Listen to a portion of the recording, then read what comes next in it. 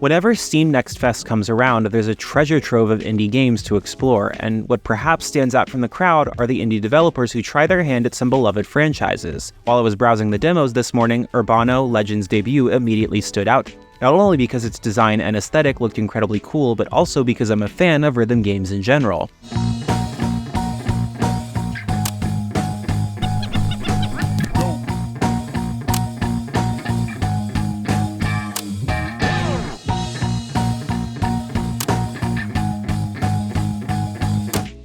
Urbano Legend's debut tells the story of Vilo, a regular dude with a mysterious past.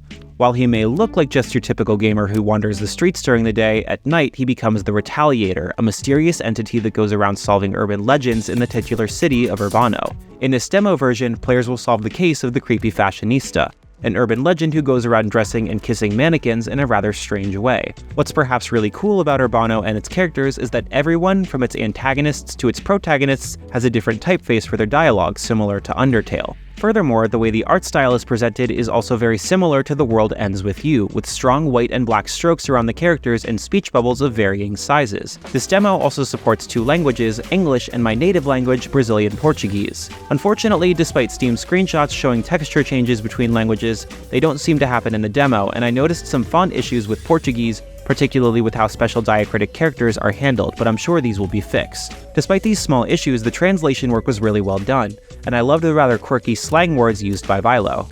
As you go through each of the days, you can choose between 2 activities, dancing at the nightclub or going through the basement floors of a mysterious building. The former will have you copy the movements by pressing 1 or 2 buttons at once, and the latter will feature a stage where you must dodge projectiles and advance to the end or sometimes survive for a certain amount of time. When it comes to the rhythm portion of these minigames, I found the timing rather strict, and the song beat maps barely leave enough time for you to advance to the end. The way the controls work in the dancing portions would have benefited from using a better control scheme, such as a combination of the D-pad plus the buttons. These minigames can earn you items and money, which will increase your HP and grant abilities in battle. You can also hang out with 2 people, Honor or Lo-Fi, and this is where a third minigame comes into play, where you must press a button to have Vilo answer the person's conversation. Doing so correctly will earn you points and deepen their relationship. The developer also mentioned that this mechanic will play a big part in changing how the story will go. Urbano's demo only showed but a glance of what the game has to offer, but with an art style inspired by Twewy, paired with a lot of charm, shows that there's a lot of potential just waiting to be explored, and I hope that the developers manage to reach their goal on Kickstarter. If you're interested in Urbano, the demo is currently available to play on Steam Next Fest. Urbano is coming to Steam soon.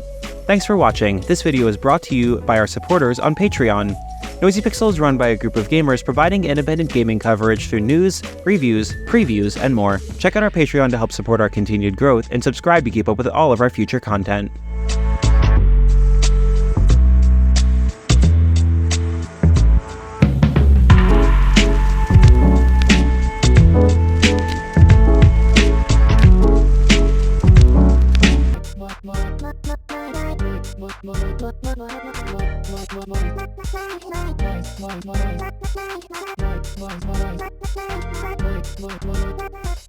Noisy Pixel.